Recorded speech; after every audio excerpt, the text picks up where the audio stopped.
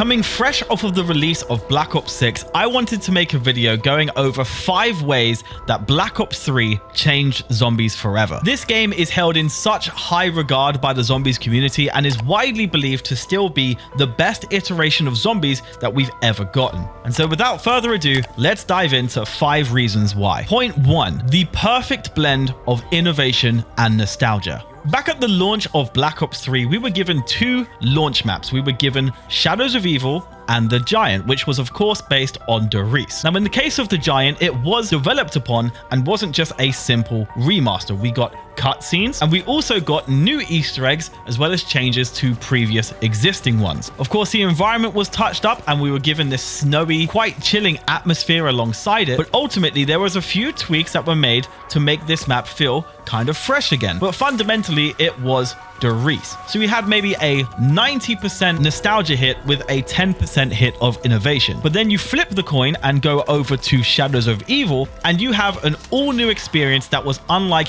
anything we'd seen before. And Treyarch rather cleverly paid homage to previous maps in ways that not many people would catch on to. For example, the similarities between the Beast mode to the Afterlife mode that we got back in Black Ops 2 with Mob of the Dead. Buildable shields and things like that also made a return, but it was all encompassed in a truly all-new environment, coupled with new enemy types and a whole range of new weapons such as the Apothecan's Sword and so on. And ultimately what you have with Shadows of Evil is a blend of 90% innovation with 10% nostalgia. So overall, the blend at launch was absolutely perfect, and they would take a similar approach throughout the DLC seasons found later in the game. For example, how brand new maps such as Der Eisendrache managed to still pay homage to Origins by having a new wonder weapon but having 4 variants of different elements, as well as having their own quests to get those variants and marking the return of enemies like the Panzer Soldat. The maps that came out during Black Ops 3 were all new locales with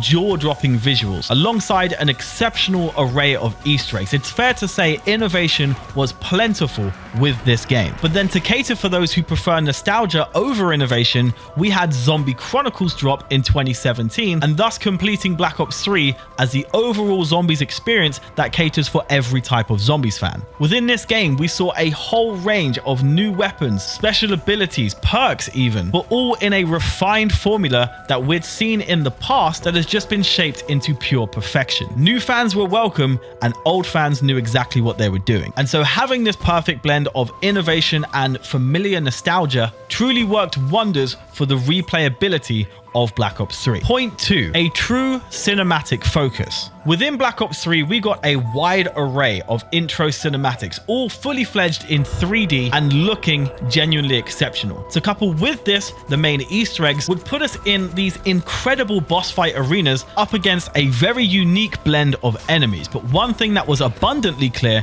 is that every moment during these boss fights are incredibly cinematic. The blend of the environments, the effects, and in terms of immersion, the sound design as well, made so many moments of powering through the Black Ops 3 storyline feel so epic and so theatrical as well. Of course, high quality cutscenes really kind of kicked off after Black Ops 2's Origins, at least in terms of the context of Easter eggs. But Black Ops 3 really carried this forward with exceptional quality driven by a very intriguing narrative. This really helped keep players invested and really drive up the anticipation for each map release to the point where every single DLC drop was more anticipated than the last. This also echoed into the trailers that Treyarch was putting out on their YouTube channel, and it really was just abundantly clear that the passion put into this mode from every department at Treyarch was so extreme, and it really showed. Even with events that transpired within the game itself, like bringing down Dempsey and Der Eisendrache and watching him crash into the bell tower, it really hit fans hard, and it's something that we'd never previously seen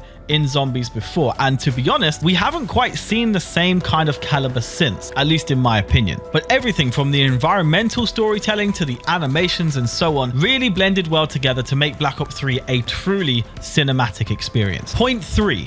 A full progression system. Now, this was the first time we'd seen a proper progression system in zombies ever. And Treyarch truly came swinging. From having virtually no progression system whatsoever, Zombies was blessed with a full prestige system, including a master prestige system as well, all with unique prestige awards separate from what we'd seen in multiplayer, as well as fully fledged challenges with Dark Ops challenges as well as mastery calling cards for completing all of these challenges, as well as unique camouflages to unlock for guns and even unique reticles for different optics. They really went hard on delivering rewards for playing Zombies this time around. And it is in stark contrast again to what we'd seen in the past, which was basically nothing. So Black Ops 3 effectively introduced the grind to Black Ops Zombies. And the grind also came with rewards. Not only would you get calling cards, but you'd also unlock attachments for weapons, because even the weapons had a dedicated leveling system for Zombies. So you were able to hop into the other new feature that came in the progression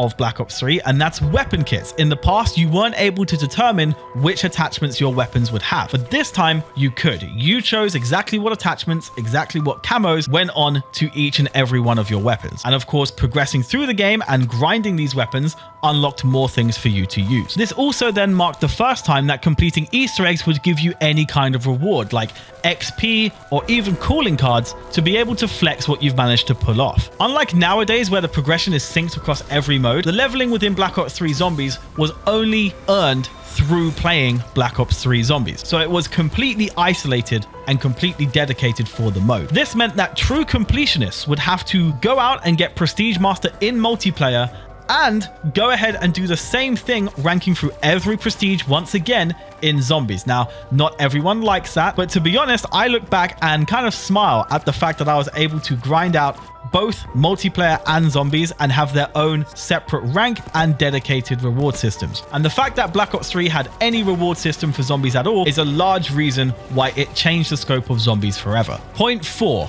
map atmosphere. Every single drop that came in the DLC season of Black Ops 3 really displayed not only a unique location, but a unique, distinct atmosphere for every single Zombies map. They had distinct color palettes and themes, as well as immersive, unique audio design for every map as well, from the round change music to even a difference in some of the perk jingles as well, and to things like the many traps and other features that these maps introduced. Not to mention the score for Black Ops 3 Zombies was absolutely exceptional, and more often than not, these new maps would introduce new theatrical music pieces to enjoy whilst playing the maps, and that even added more to the atmosphere and tone of what we were playing. To top it all off, when you scroll through the list of maps available in Black Ops 3, you can very clearly see a wide range of different environments that are all unique and distinct from one another. You'd have Morgue City for Shadows of Evil, which is of course this kind of rainy, gloomy kind of 1940s urban environment. And then you had Der Eisendrache, a very chilling, snowy, mountainous terrain in a castle that genuinely felt haunted. And then you look at Zetsubo no Shima with its foliage and its deep-rooted swamp theme. Gorod Krovi with Stalingrad in flames. And then Revelations, which visually is just jaw-dropping. All of these maps have a very distinct tone and a very distinct vibe, and that wide variation of atmosphere within these maps definitely helped stamp Black Ops 3 as one of the most diverse and interesting Zombies games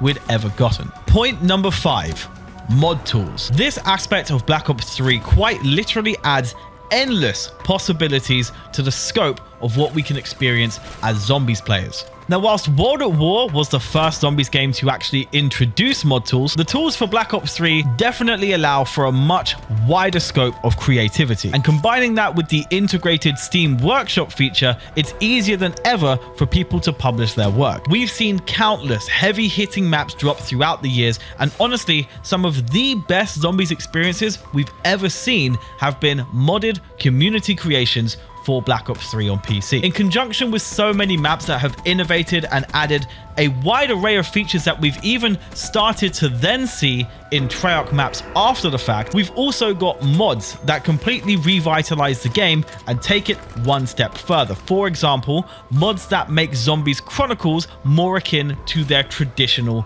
versions by adding classic HUDs, classic weapons, and so much more. We've also got a wide range of map remasters for maps that haven't been remastered by Treyarch yet, as well as all new experiences that altogether bring something fresh to the table, whether that be a unique environment that we haven't played in before, a reimagination of maps that we're maybe familiar with but in a different way, or even flipping the entire Zombies formula on its head to deliver an experience that is completely unlike anything that Zombies has seen before. The creative ability of the custom community for this game have shown time and time again that Black Ops 3 is far from dead, and the amount of impressive upcoming map creations speaks volumes in and of itself, and you can check out one of my latest videos that break that down as well. Fundamentally though, adding mod tools to the game extended Black Ops 3's life tenfold on PC, and is a large reason why this game is still being sold in such high volumes on Steam. Maps like Jaybird's Leviathan, Hitman Veer's Rainy Death, Mad Gaz's Atonement, just to name a few, have actually caused people to go and buy custom PC builds just to experience these maps. That's how good they are. And without doubt, having mod tools in Zombies has never failed to prove that not only can the game live on, but the community supporting it still stands strong. And these reasons, all blended together, are 5 brilliant ways that Black Ops 3 changed Zombies forever. I do hope you guys enjoyed this video. If you did, please be sure to leave a like, subscribe if you're new, and I'll catch you in the next one. Cheers.